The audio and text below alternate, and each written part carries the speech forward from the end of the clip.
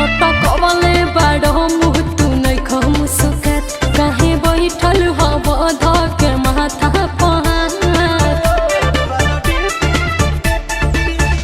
लटकवले बाड़ो मुँह तू नइख मुस्कुरात काहे बैठल हब धके माथा पर अरे ऑनलाइन लो अब न करब गम में डूबल बानी धोखा खा के ऐसा क्या मुझे एक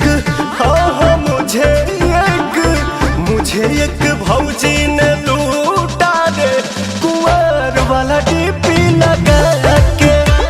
अब मुझे एक भौजी ने लूटा रे कुंवर वाला डीपी लगा के।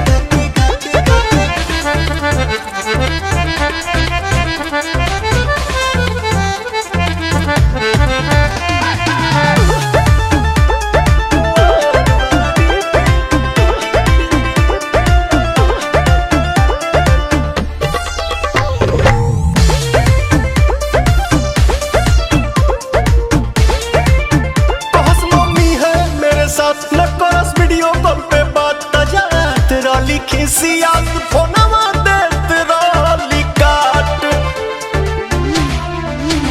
तोहरा मिलल बा तोहरे ही करनी के फल बाड़ो हमके तड़ पहिले तू कहले रहा अच्छा ही बनल आशिक होता बड़ी तकलीफ गइली सबक गो जब सिखा के।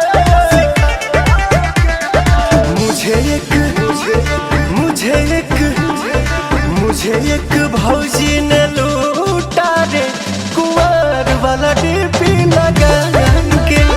हम मुझे एक भौजी ने लूटा रे कुंवर वाला डीपी लगा के।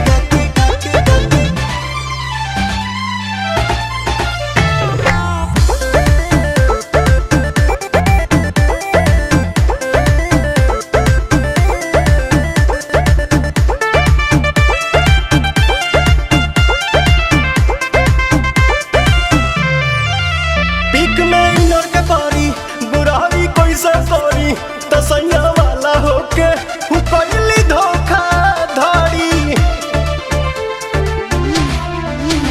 छोड़ जाए दाना कैला तू गलती जवन अफसोस मत कर प्रिय दरस ही पवन देहो कैसे भुलाई दिली आदत धराई रातों रात भर हमसे बतिया के।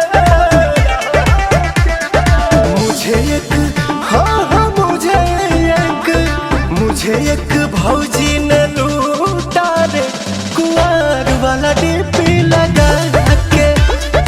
मुझे एक भौजी